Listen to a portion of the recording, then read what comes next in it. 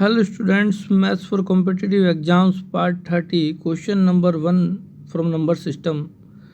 दो अंकों की एक अभाज्य संख्या के साथ यदि 18 जोड़ दिया जाए तो हमें उत्क्रमिक अंकों वाली एक अन्य अभाज्य संख्या मिलती है।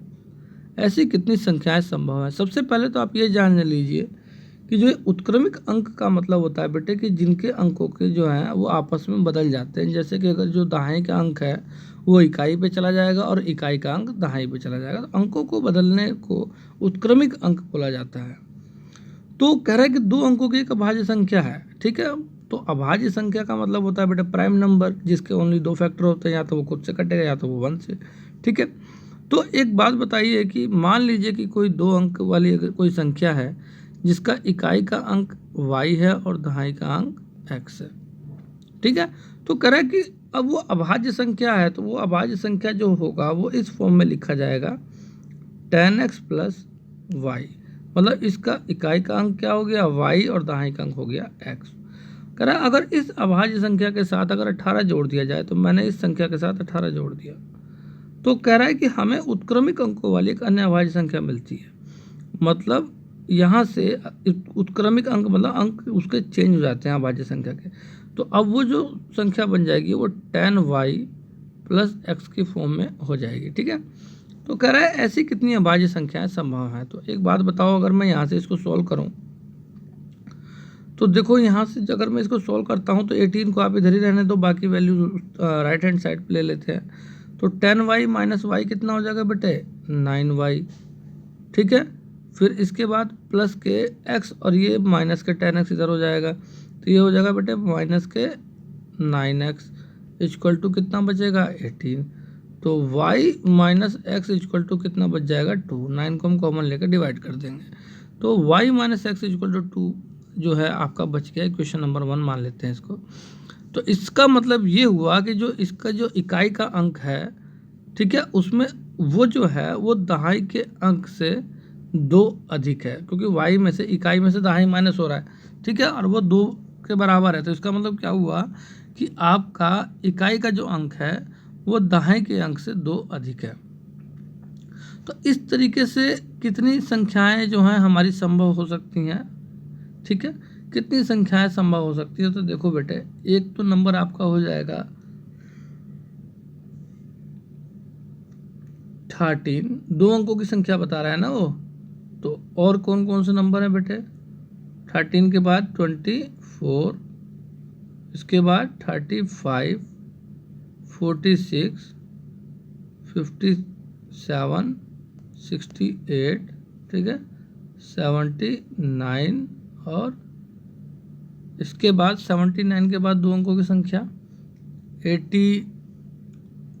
79 तक ही हो सकती है, इसके अलावा और कोई नंबर नहीं है, ठीक है। अगर मैं 8 लगाता हूँ तो फिर आगे नंबर जो है बड़ा हो जाएगा, तो फिर वो दो अंकों की संख्या नहीं बन पाएगी, फिर वो बड़ी हो जाएगी,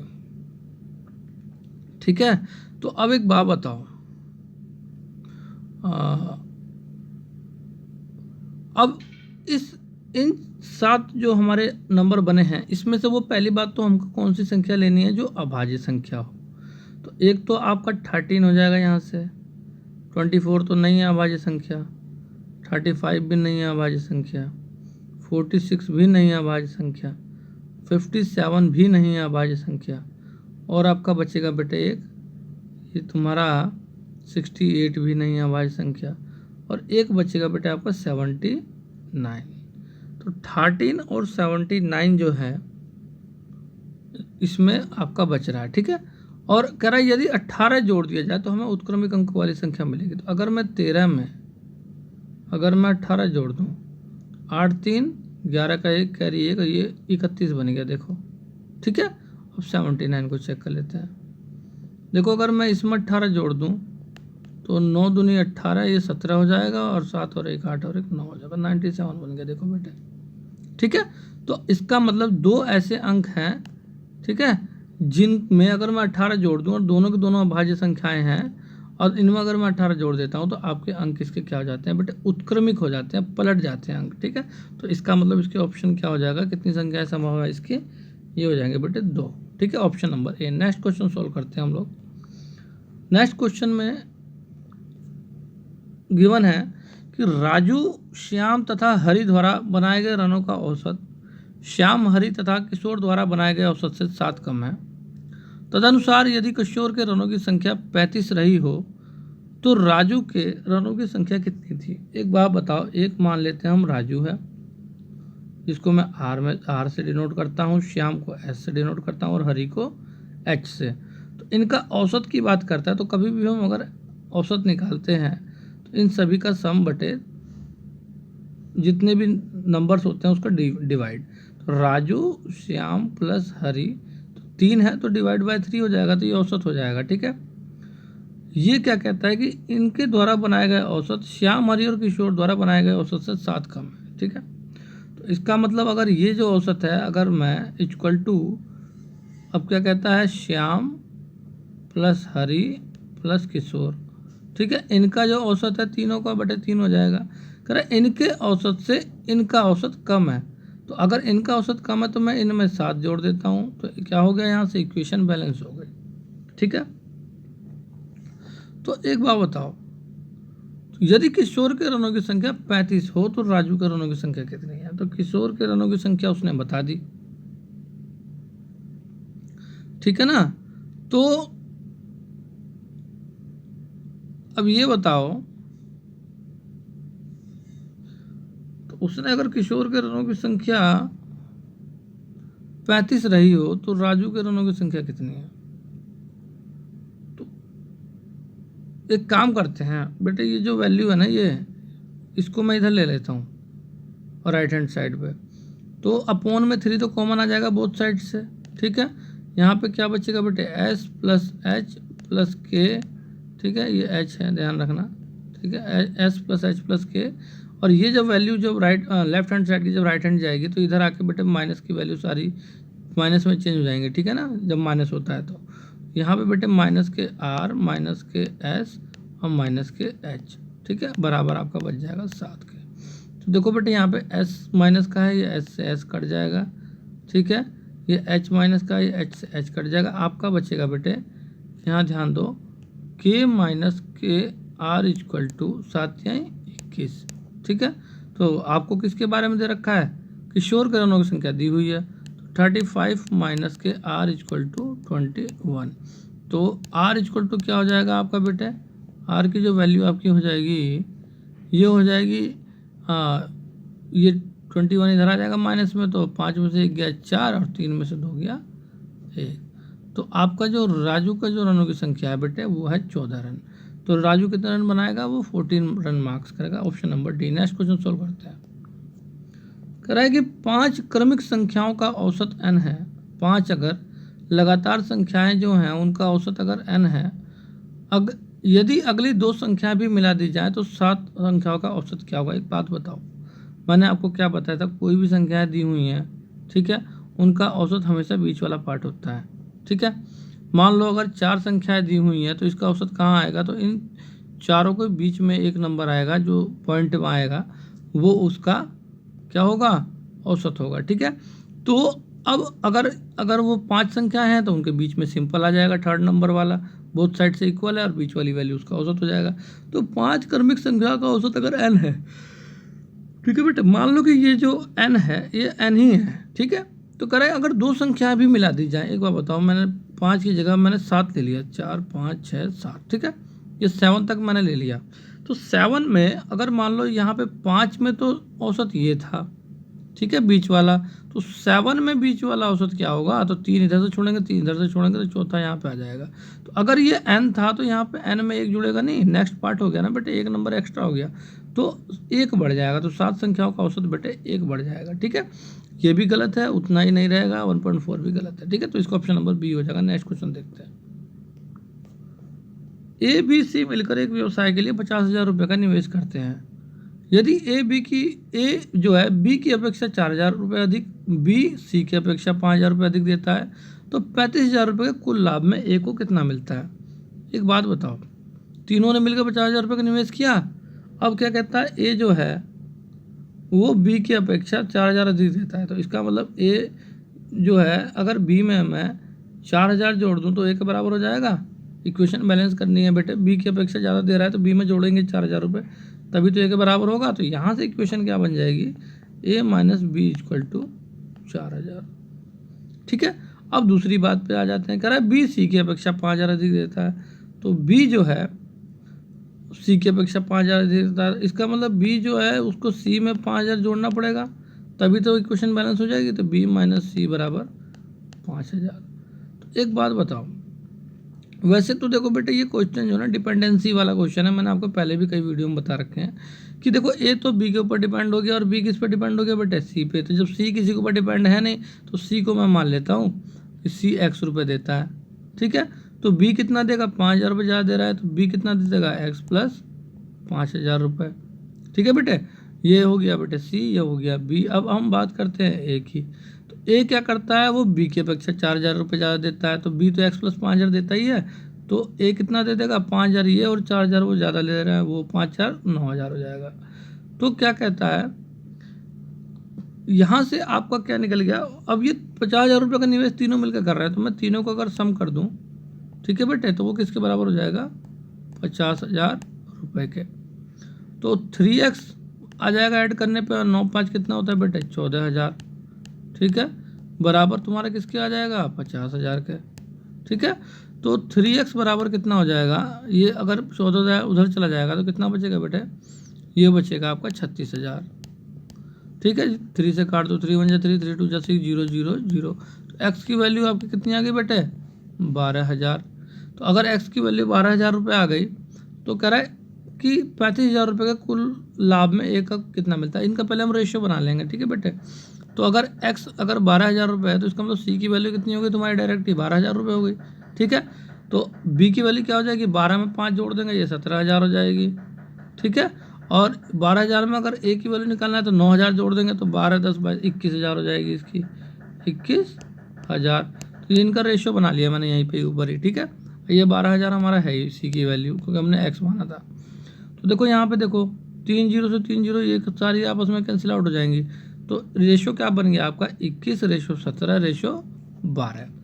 तो पूछ रहा है ए को कितना मिलेगा 35,000 के लाभ में, तो ए की वैल्यू फाइंड आउट यहाँ पे कर लेते हैं। तो 35,000 रुपये में ए की वैल्यू जो है हमारी 21 है, 21 बटे, और इन सब को ऐड कर दो, तो 12 और 17 और 21 कितना होते हैं बेटे, 7 2 9 और 1 10 और 2 2 4 और 1 5। यहाँ से बेटे 50 आ जाएगा, 0 से 0 कैंसिल आउट हो जाएगा। ठीक है, तो 5 7 35, 700 तो ये आ गया, 700 की 21 से गुणा कर दो, तो 2 7 14 है, तो 147, तो ये हो जाएगा बेटे 14,700। ठीक है, तो इसका ऑप्शन नंबर जो है ये आ जाएगा ऑप्शन नंबर डी। तो ए को जो है 35,000 रुपये के लाभ में 14,700 रुपये मिलते हैं। ठीक है, नेक्स्ट क्वेश्चन सोल्व करते हैं। कह रहा वह न्यूनतम संख्या क्या है जिसे 48 64 90 120 से विभाजित करने पर 38 54 80 और 110 बचते हैं। देखो एक बात बताऊँ, जब भी वो न्यूनतम संख्या की बात करता है और इन सबसे विभाजित करने पर अगर शेष बच रहे हैं, चाहे तो न्यूनतम संख्या या छोटी छोटी संख्या की बात करता है, तो समझ जाओ कि इन सभी वैल्यूज़ का आपको एलसीएम फाइंड आउट करना है।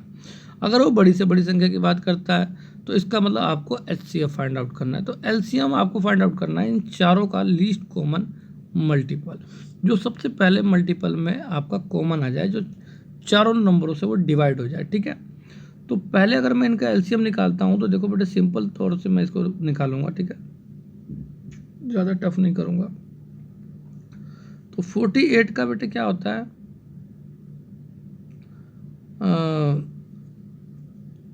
ये होता है बेटे 12 चौक 48। ठीक है, तो इसका 12 चौक 48 होता है, तो 4 का तो हो जाएगा 2 गुणा 2, अब 12 का हो जाएगा कितना, 2 गुणा 2 4 और गुणा 3। ठीक है, अगर मैं 64 का निकालता हूँ तो 8 8 64 होता है, तो ये तो फिर 2 के ही टेबल में सारा हो जाएगा, 2 दूनी 4 दूनी 8 दूनी 16 दूनी 32 दूनी 64। ठीक है, अब कहता है 90 की बात करते हैं, अब इसका एलसीएम निकालते हैं। तो 90 का क्या होता है बेटे, 18 पंजे 90, तो 18 पंजे 90, तो 2 गुणा 3 गुणा 3, तो 3 3 9 दूनी 18 गुणा 5। ठीक है बेटे, अब आपका बचेगा 120। तो 120 के लिए बताओ बेटा, ये हो जाएगा 2 हाँ गुणा 60, 60 का क्या हो जाएगा आपका, फिर 2 गुणा 30, 30 का क्या हो जाएगा, फिर 2 गुणा 15। ठीक है। तो 15 क्या हो जाएगा बेटा 3 गुणा 5, तो 5 या 15 दूनी 30 दूनी 60 दूनी 120, सारे के सारे मैंने निकाल दिए। कह रहा है इनका एलसीएम पहले मुझे निकालना है। देखो एक बात बताओ, सबसे बड़े नंबर से उठा लेते हैं ना, एक तो हो जाएगा 2 की पावर 4 पहले वाले से, नहीं 2 की पावर सबसे ज़्यादा नंबर तो 2 की पावर ये है, 2 की पावर 6 हो जाएगा बेटा, ठीक है। आपका 64 में 2 की पावर सबसे बड़ी है, ठीक है। आपका 3 को देख लेते हैं कहाँ पे सबसे ज़्यादा है, तो 3 की पावर 2 सबसे ज़्यादा है 90 वाला, तो 3 की पावर 2 मल्टीप्लाइड बाय, अब आप देख लो और कोई नंबर, तो और एक नंबर बचा हुआ बेटा 5, इसके अलावा और कुछ नहीं है। तो 2 की पावर 6 तो 64 है ही, तो 64 की 3 3 जा 9, 9 5 जा, तो 64 इंटू 9 इंटू 5, तो आप बताओ, तो 9 चौक 36 का 6 कैरी 3, और 9 6 54 और 3 57, 576, तो ये आ गया, 5 से गुणा कर दो, 6 पंजे 30 का 0 कैरी 3, ठीक है, 5 7 35 और 3 38 का 8 कैरी 3, 5 पंजे 25 और 3 28, तो 2880 आपकी वैल्यू आ गई बेटे किसकी, ये आपका आ गया एलसीएम, ठीक है। अब वो कह रहा है कि इन सभी से विभाजित करने पर बार बार मतलब जो है ना, जब भी विभाजित करा जा रहा है तो इतनी वैल्यू शेष बच रही है, कितनी कितनी बच रही है, 58 54 80 और 110, ये मतलब बचनी चाहिए, कहने का मतलब ये है। तो एक बात बताऊं, देखो 48 से जब डिवाइड करते हैं तो कितना बचता है 38, 64 से डिवाइड करता हूँ तो 54 बचता है, 90 से डिवाइड करता हूँ तो 80 बचता है, और 110 से डिवाइड करता हूँ, वो 120 से डिवाइड करता हूँ तो 110 से बचे। तो 10 कम कब बचेगा इन सब में, देखो इसमें भी 10 कम है, इसमें भी 10 कम है, इसमें भी 10 कम है, और इसमें भी 10 कम है। 10 कम कब बचेगा, वैसे तो ये डायरेक्ट डिवाइड करने वाला नंबर है, तो 10 कम जब बचेगा इन सभी में, जब मैं इस पूरे एलसीएम में से मैं जब 10 को माइनस कर दूं, तो ये सब के लिए जो है वैल्यू बराबर हो जाएगी, तो यहाँ पे 28 जो है 70 आ जाएगा, ठीक है। इसका ऑप्शन जो है ये हो जाएगा ऑप्शन नंबर ए, ठीक है। इन सभी में 10 कम है तो हमको 10 ही माइनस कर देंगे, तो अब ये वो नंबर है कि अगर हम सब इन सभी नंबर से अगर हम डिवाइड करेंगे तो बार बार जो है आपका 10 कम ही शेष बचेगा, 10 कम मतलब कि पहले वाले मारती शेष बचेगा, फिर 54, तो इस तरीके से क्वेश्चन को हमको सोल्व करना है, ठीक है। नेक्स्ट क्वेश्चन देखते हैं। कह रहा है 1 + 3 + 5 + 7 + 9 + 11 + 13 + 15 + डॉट डॉट डॉट 15 पदों तक का योगफल क्या होगा। तो आपको फार्मूला पता होगा बेटे कि जो योगफल का जो फार्मूला होता है वो क्या होता है। तो योगफल का फार्मूला क्या होता है बेटे, आपको पता होगा कि SN = क्या होता है, n/2 2a + n - 1 × d, ठीक है। या एक काम कर लो, आपके ऊपर डिपेंड करता है, ये क्या कर लेंगे बेटे, ये हो जाएगा a प्लस आपका लास्ट पार्ट, तो आखिरी पद कौन सा है, तो अभी तो हमें फ़िलहाल पता नहीं है, तो हमें इसी तरीके से निकाल लेते हैं। तो S/15 बराबर क्या हो जाएगा, n/2, तो 15 पद है तुम्हारे, तो 15/2 कितना होता है 7.5, ठीक है। तो 2 × a की वैल्यू क्या है 1 प्लस n - 1 कितना हो जाएगा बेटे, तो 14, और d की वैल्यू क्या है 2 का डिफरेंस है, ठीक है। तो 7.5 2 + 14 दूनी 28, 28 तो कितना हो जाएगा बेटा 30, तो 75 30 की ये 30 मान लेते हैं ना, ये 7.5 हो जाएगा, तो 0 से तो पॉइंट हट जाएगा, तो 75 तिया कितना होता है बेटे 5 तिया 15 कैरी 1, ठीक है, और 3 7 21 और 1 22, तो 225 आ जाएगा। तो इसका ऑप्शन नंबर बेटे आंसर हो जाएगा हमारा option number C. Next question solve करते हैं।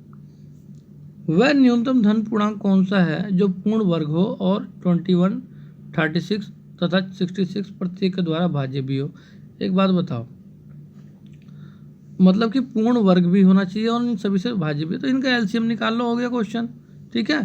तो 21 का एलसीएम निकाल लो, 36 का एलसीएम निकाल लो, 66 का एलसीएम निकाल लो, तो वो जो नंबर आएगा वो पूर्ण वर्ग भी होगा और वो इन सभी के द्वारा भाज्य भी होगा। तो बेटे इस क्वेश्चन को सॉल्व करके आप लोग जो है कमेंट करके जरूर इसका आंसर बताइए कि इसका आंसर कौन सा है, ठीक है। ओके।